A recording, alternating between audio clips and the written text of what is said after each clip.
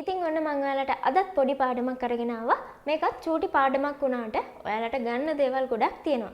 මෙන්න මෙහෙම හිතන්නකො ඔන්න කවුරු හරි කෙනෙක් ඉගෙනගෙන ඊට පස්සේ ඉස්සරහා ගැන එයා අනාගතය ගැන හිතන්නේ නැහැ.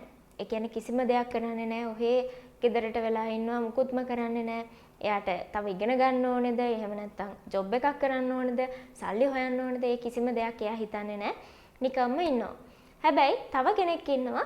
එයා හොඳට එයාගේ එක්සෑම්ස් ඔක්කොම ඉවර කරලා හොඳට ඉගෙනගෙන ඊට පස්සේ හොඳ තැනක ජොබ් එකක් හොයාගෙන එයාට යන්න ඕන පැත්ත එයා හොයාගෙන ෆීල්ඩ් එක හොයාගෙන එයා ඔන්න ඉස්සරහට යනවා. ඉතින් එහෙම මහන්සි වෙලා වැඩ කරන කෙනාට අලුත් දේවල් කරන කෙනාට අලුත් යාළුවෝ හම්බ වෙනවා, අලුත් තැන් වලට යන්න පුළුවන්. ඊට පස්සේ සල්ලි හම්බ කරන්න පුළුවන්. ගොඩක් දේවල් එයාලට ලබා ගන්න පුළුවන්. අර නිකන් ගෙදරට වෙලා ඉන්න කෙනාට වඩා. ඉතින් ඔහොම දෙයකට අපිට මෙන්න මෙහෙම කියන්න පුළුවන් a rolling stone gathers no moss. A rolling stone gathers no moss. ඒ කියන්නේ මොකද්ද? පෙරලෙන ගලේ පාසි නොබැඳේ කියලා කියනවනේ අපි.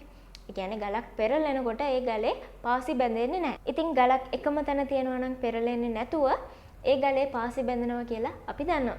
ඉතින් ওই දෙයම තමයි මම ඔයාලට ඉස්සෙල්ලා කිව්ව උදාහරණනුත් කියවෙන්නේ.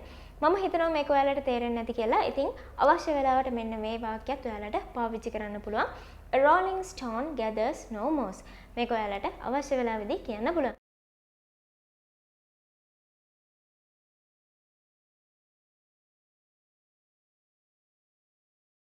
මම හිතනවා මම මේ කියලා දුන්න දේ ඔයාලට හොඳටම තේරෙන්නේ නැති කියලා.